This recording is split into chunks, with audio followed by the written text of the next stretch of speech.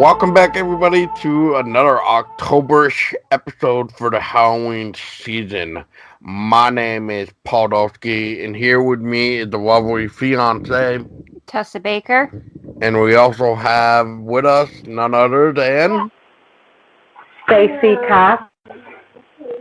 yes, and well, we got some interesting stuff going on, and in the background, you might hear Miss Amara trying to put in her 2 cents because, she's now part of the horror family, so she's gonna probably be putting in her 2 cents every now and then. So don't feel bad.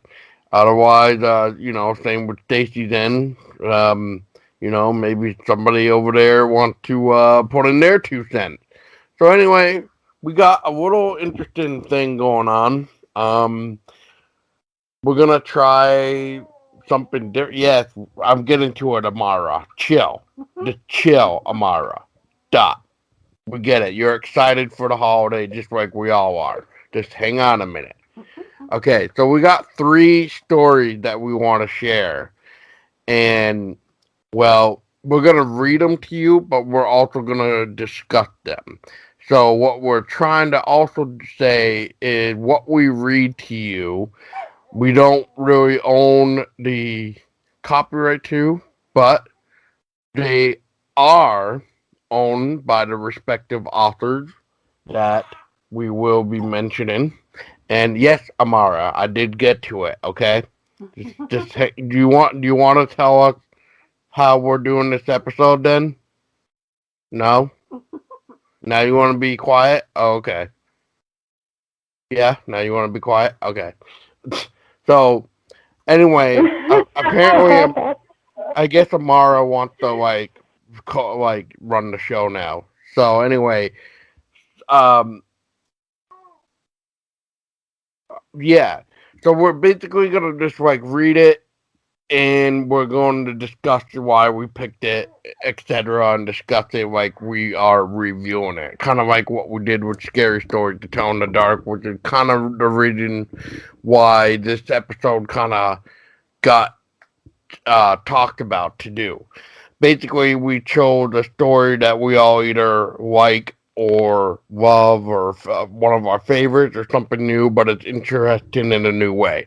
Anyway, before I blabber on anymore, let me get to my story, which is from a book that was published in October of 1996 by the author Judith Stamper, because I loved this book when I was a kid, and even to this day, even though I'm almost 33 years old, I figured I still love this goddamn book. And now that Amara is in our lives, that maybe I will read it to her when she's a little bit older, and maybe once I'm dead and gone, she can have the book for her children and pass on the book until it's old, wrinkly, and falls apart on the floor.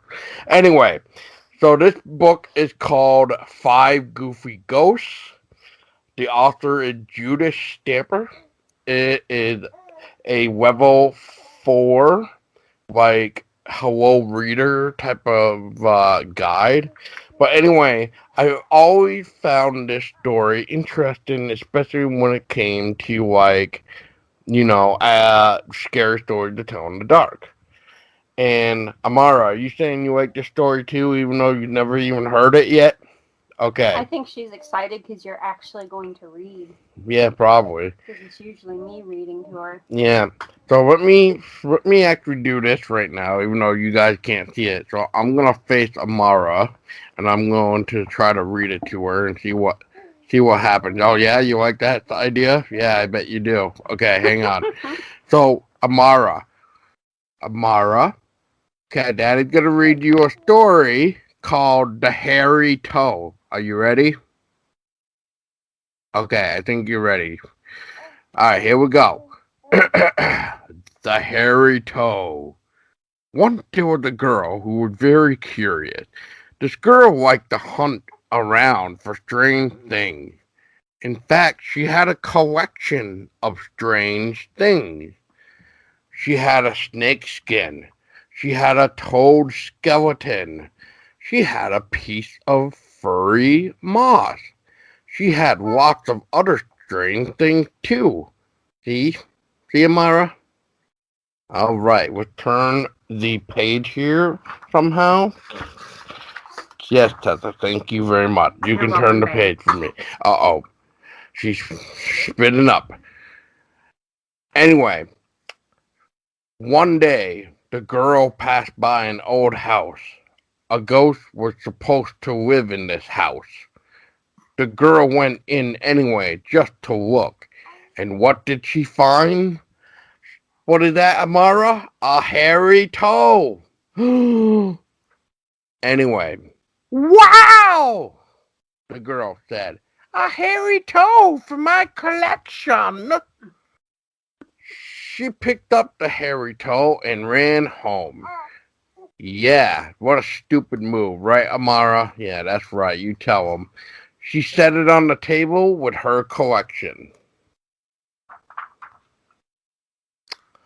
That night, the girl fell asleep right away, but a voice woke her in the middle of the night.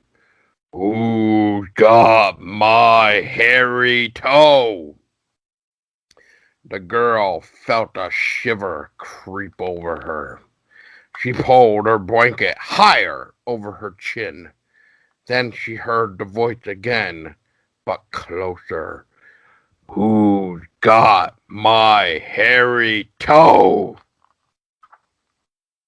The girl could see the hairy toe on the table.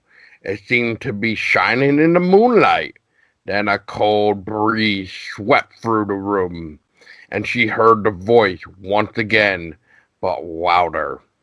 Who's got my hairy toe? A white shape moved across the room. The girl knew it was the ghost. She trembled underneath the covers. The ghost came closer and closer. Who's got my hairy toe? The girl jumped out of bed and ran for the table. She picked up the hairy toe. Take it! She yelled. She threw the hairy toe at the ghost. The ghost ran away with his hairy toe. Oh, goody, he said. I've got my hairy toe back. And the girl never saw him again. And that was the hairy toe, ladies and gentlemen. So I hope that was the amazing narration of a story for a kid's story you'll ever hear. Anyway, on to the discussion now. So, 1996, God, what is that, 24 years, or something like that? Like, yeah, 24 years. Wow. You know, I still remember that story because, like, I think I even brought it up when it came to the conversation of the scary story telling the dark because of the toe story that we got, which we also kind of saw in the scary story to tell in the dark movie, even though they switched it up a little bit in the movie compared to the story itself, I believe, because it was like in the soup, and in the book it wasn't like in a soup. It was like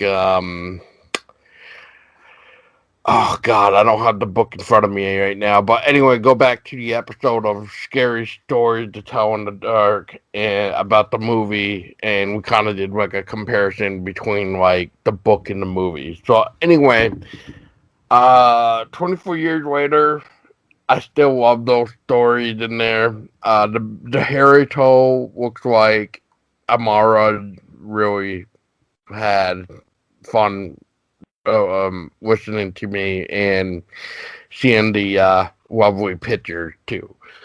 So I guess I picked that just because, well, one, it's a nice little touch of like a toe which I want to get into, which is like, what the hell is up with toes in like weird, scary stories? Because, like I just said, there's one in this book, Five Goofy Ghosts, and there's one in the Scary Stories to Tell in the Dark. So, what the hell is with these toes? Um, I don't know. I mean, it's always interesting to read something about a toe, I guess. And like, I guess you could always find yourself getting creeped out, especially if you watch the movie of Scary Stories to Tell in the Dark. Because yeah, the boy eats toe or something like that. So yeah, It was in the stew. yeah, it was in the stew, and then he took a bite out of it, I think. No, he took it on a spoon, whole thing, And ate it. Ate it. Yeah. So it was quite interesting, I guess. I don't know really what else to say about it, except for if you ladies have any thoughts about this, of what the hell is up with the like scary stories that involve toads. But yeah, I mean, I have nothing left except for what an interesting little story, except for that this time it's hairy and it's not in a stew. So with that being said, oh, Stacy. Honestly, if it has to do with a toe, I love it because my favorite scary story is with Scary Stories to Tell in the Dark, The Big Toe. So, yeah, that's anything to do with a toe. I love it, whether it's hairy or not, or whether it's hairy or not, or whether it's in a stew or not. I love it. I think the idea of just using appendages or body parts in horror is just interesting, and like Stacy and Paul both said, it, you know, whether it's hairy or not, it's just great, and I guess it adds a little bit something extra to the story. So it kind of makes you kind of second guess before you take a bite out of stew or anything like that. You want to say anything, Amara? Do you want to say anything? No, she's been quite quiet. I think she wants to hear another story. So, who's up next? I can go next if you want to hold her. All right.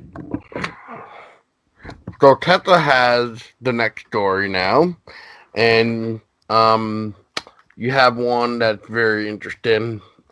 So here you go. The one that I chose is Witch Woman, and it's it's from a book that does legends and folk tales from all around the world. And the title of the book is called 30 Spine-Tingling Tales, Even More Short and Shivery. And it's retold by Robert D. Sansucci and illustrated by Jacqueline Rogers. So, with that being said, Witch Woman originates from the United States African American tradition, and it goes a little something like this. Late one night, a traveler down south lost his way in a dreary swamp. He was exhausted and desperate for shelter, and faint with hunger when he spotted a lonely cabin. Encouraged by the light in the cabin's single window, he rapped on the door. An old woman answered, though her skin was wrinkled and it had the sheen of hand-rubbered leather. Her eyes were soft and shone in the light of the candles she held. For all her years, she moved with the easy grace of a cat. Hat in hand, the man politely said, "If you can just get me a hunk of corn pone or a slice of bacon and maybe a place to bed down, I'd be willing to pay anything." "Anything?" asked the woman with a curious smile. "Truth, ma'am, I ain't got but a few pennies," said the traveler, "but you're welcome to 'em if you can spare me even a crust of bread." Her smile grew bigger. I don't want your coin, she said, but I can give you better than a crust of bread, and you'll have a place to sleep. Come in, and in the morning you can do some chores for me. The hungry man's mouth began to water when he saw a well-filled skillet cooking over the hot coals in the fireplace. The smell of frying ham made his stomach growl. The woman sat him down at a table, and then she gave him a plate heaped with meat and greens and cornbread. It tasted so good he ate until he felt fit to burst. After all the food, he was ready to sleep. He reminded her that she had promised him a bed for the night. You can sleep in the woodshed, she answered. But mind you, don't bother me until morning. I'm an old woman and I need my rest. At this, she smiled the biggest smile ever. The man gratefully took the bit of blanket she gave him and made himself a bed in the woodshed, but once he had bedded down, he found he could not sleep. A night wind circled the shed restlessly. The cries of an owl and the churnings and scratchings under the floorboards disturbed him. Across the yard, he saw the old woman's window blazing brightly. If she was still awake, he decided he would go and talk with her. The night was spooking him that much. To be sure that she wasn't asleep, he peeked in the window. To his surprise, he saw the woman doing a juba dance in the middle of the floor. She stopped and took a big gridiron down from the wall and raked it full of hot coals from the fireplace. Then she hauled her spinning wheel over and sat down on the gridiron. Soon her skin seemed to glow as red as the coals. Suddenly she pinched a bit of her chin skin between her fingers, drew it like a thread to the spinning wheel, and began to spin the skin right off her body. Over and over she sang, "Spin and turn, burn coal burn, turn and spin, come off skin." In horror, the man watched her spin all of her skin off her body. And as the skin threads pulled away, they revealed an enormous, tawny yellow cat underneath. The creature pushed the heap of unraveled skin under the bed, saying, "Lie there, skin. I've got business to tend. Tomorrow, when that fellow has done his chores, I'll have him for supper." Cackling, she leapt through the window while the man hid. Then the cat bounded into the forest as fast as a panther. With the creature out of the swamp, the man didn't dare run off. Yet he would be worse when she returned. At first he thought his situation was hopeless. Then he had an idea. Slipping into the cabin, he dragged the skin from under the bed, and then he poured pepper and salt into the witch woman's skin. Finally, he put the skin back under the bed. Shaking with nervousness, he went back to the woodshed. Hours passed as he waited, trembling, and at last he heard heavy paws pad towards the cabin. There was silence. He held his breath, peeking through the knothole. Suddenly, terrible screams and moans erupted from inside the cabin. The witch stumbled into the yard, trying to pull off her own old woman's skin. "You did this," she bellowed, pointing her finger at the woodshed, still tugging at her skin. She lunged across the yard. As she did, she began to change into something that was half cat, half woman. Thunk! She flew herself at the cabin door. Thump! Thump! For a minute he held the door shut, and then the creature's weight splintered the old wood. Cat paws at the ends of human arms snatched at him, but he skedaddled backward up the pile of sawn logs behind him. The stacked wood collapsed and rolled towards the snarling cat woman, and she stumbled and fell just long enough for him to get to the door. She didn't follow. He crept back close enough to see that the salt and pepper had vexed her so that all she could think about was pulling off her old skin. She didn't notice the sun beginning to rise. The man turning to run when the cat shape, free of the salted skin, leapt into the yard, but the witchy thing was meant only for night. When the sunlight touched the creature's fur, it gave a terrifying yowl and fell down dead. Without another look, the traveler fled into the lightning forest. The end. So, this was a book that I actually stumbled upon. I had recognized the cover from somewhere. It seemed familiar to me, but I couldn't place it. I chose this story because I like folk tales and legends and things from all over the world.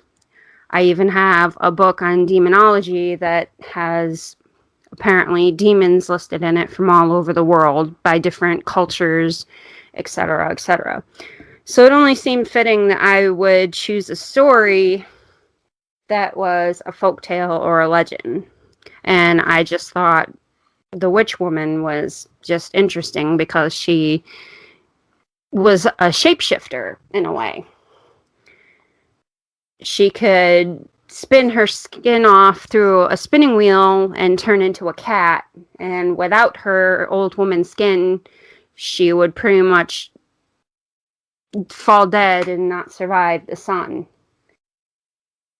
So I thought it was kind of interesting. What did you guys think of it? Well, you always do learn different things from different countries and cultures, and it's always interesting and fascinating of what other people go and look at specific things, I guess. Like, it's always different than other countries. How about you, Stacy? I enjoyed it. I enjoyed the story. So good choice, huh?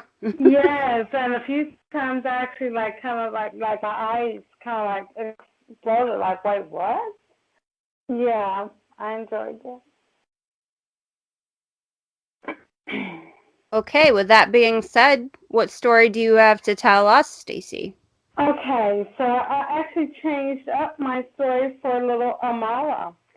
I was going to read something from the Nightmare Society, but I'm like, I'm going to read a story for little Amara. And this one is called Beware the Haunted Legs by Brian Cook. You hear that, Amara? Stacy's got a story for you now. They had all been warned about the haunted legs, but nobody knew where they came from.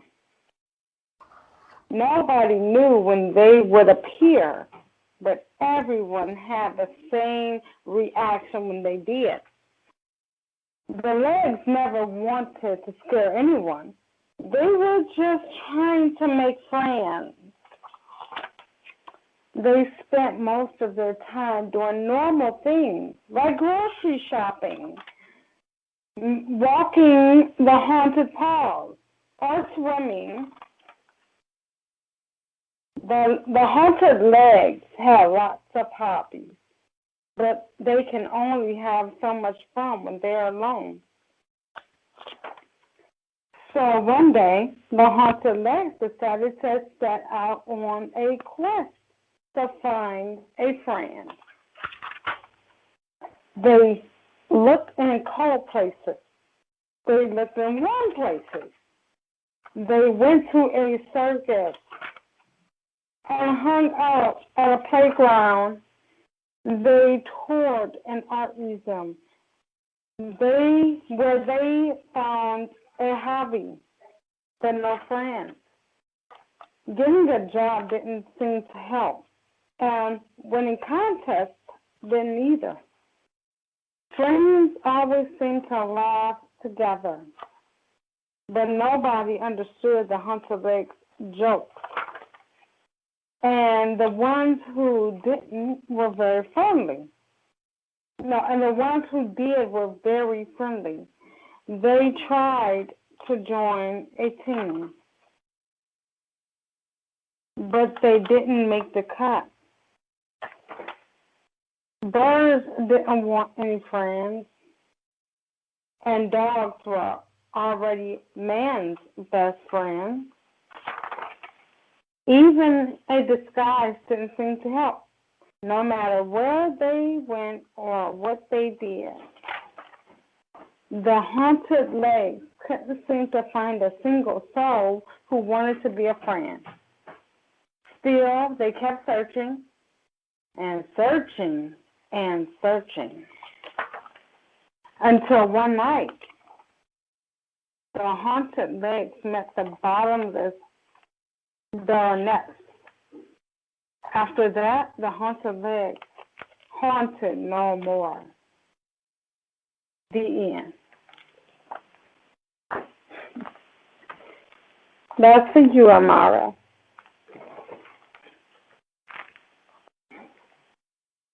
Hello. Hello. Yep, that's it. That's the story. Well, I think she approved. Yeah, I think she. She was like, I was trying to figure out who was talking, but we weren't talking. But yeah, she definitely seemed interested in that since Island. So, very interesting story though, nonetheless, and Yeah, I quite enjoyed it. yeah. So what do you like about the story, Stacy? I like that they try to, not try, they humanize the haunted legs. Like when it comes to villains, you know, we don't always think about the villains. But the villains matter too, and a lot of times the villains have a story to tell. And that's what I like about this. Like the haunted legs are not really, they're not a villain by choice. Right. It's how society made them, or turned per se. Yeah. Yeah, I like that, 'cause that's like in a way that's almost like the original prom night. If anybody if anybody remembers that, I mean, look at the I want to say janitor. Like we were supposed to take him as like a creepy guy, even though he was strange and kind of creepy. But in a way, near the end of the movie, spoiler alert if you've never seen the original prom night, but come on now, you know, the janitor guy was actually trying to, you know, warn everyone that there was a killer on the loose, but because of the way society looked at him being the creepy janitor, as I'm gonna phrase it, he kind of got his whole "did the killer on the loose" statement kind of like, you know, it went over everybody's head. So that's what that story kind of reminds me of, especially in the way that you just mentioned that, you know, we don't always think about the villains. Exactly. Yeah, the villains are always looked at wrongly, you know, and until you know their story, you hate them too until you know their story. And you know what show got me to that? That was Once Upon a Time. Once Upon a Time got me into like, wait a minute, what if the villain is not really a villain? Exactly. We just turned them into one. Exactly, yes. Yes, just like the Dark Queen or the evil witch Dark Queen. Like, wait a minute, she wasn't always evil. She just, you know, because of what happened to her, became that way. So we need to think about the villains too. That's right, Amara. Yeah, put in your 2 cents. Tell them that the villains need a voice too. Yes, yes, the villains' lives matter. Villains' lives matter. They do. Yeah, tell them, Mara. Yeah, fling your hands up, even though nobody can see that you don't care, and yeah, like you just don't care. Yeah, yeah, that's right. Yeah, that it. That all you got to say? Okay. Yeah. Oh, yeah. Oh, okay. Yep. She approves that. Yeah, the villain need a voice too. Oh, Yeah, definitely. yeah. Anything else? Any final words, Amara? Oh, I cannot wait to scoop her up and kiss her. Oh, she's so adorable. Everybody thinks she's the cutest thing. She is adorable. I cannot wait to scoop her up and kiss her. Like I told Paul, we make a beautiful baby. Yes. Oh, she's so adorable. And you hear London in the background like adorable. Yeah, I heard that.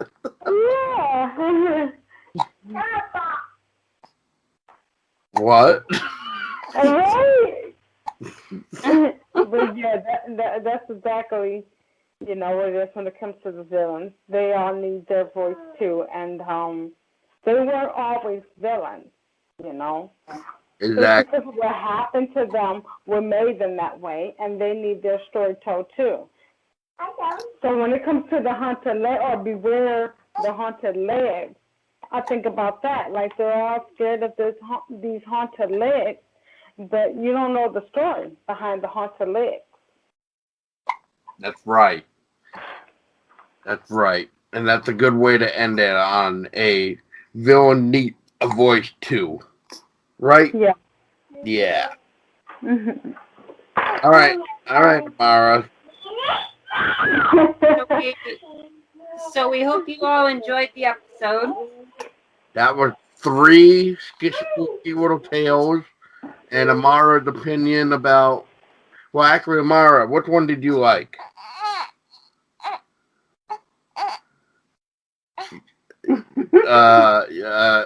You don't know either. Okay, got it. All right. I think you liked them all then, from the sounds of it. I don't know if anybody heard that. So, anyway, she couldn't make up her mind, it looks like. So, once again, mine was from the 5 Goofy Ghosts, the Hairy Toe. And mine was from the 30 spine-tingling tales.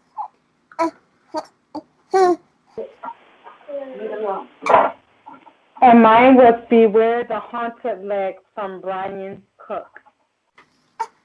And so, I guess check out those 3 books for more spookiness, especially if you want some 5 Goofy Ghost tales for your kids, if you have any. And stuff like that, especially if you want to read to your kids and make them read on a level 4 grade, which I will say the illustration for the 5 Goofy Ghosts is by Tim Raglan, which I didn't mention earlier, but I will put him into the account as well. So Tim Raglan did the illustration for 5 Goofy Ghosts, and what a perfect way for Halloween in October to start up. So, on that note, thank you guys for listening. Hope you enjoyed our little spooky goodness. If you did like it, let us know what type of stories you guys enjoy. What one do you have to read every year? Or if you have a favorite story when you were little that you'll have to, read to yourself or something. Let us know in the comments below or email us and stuff. And if you have any suggestions, maybe we can figure out something there as well. And next up, we'll probably talk about either more stories or more. Oh, I'm sorry, Mara. What?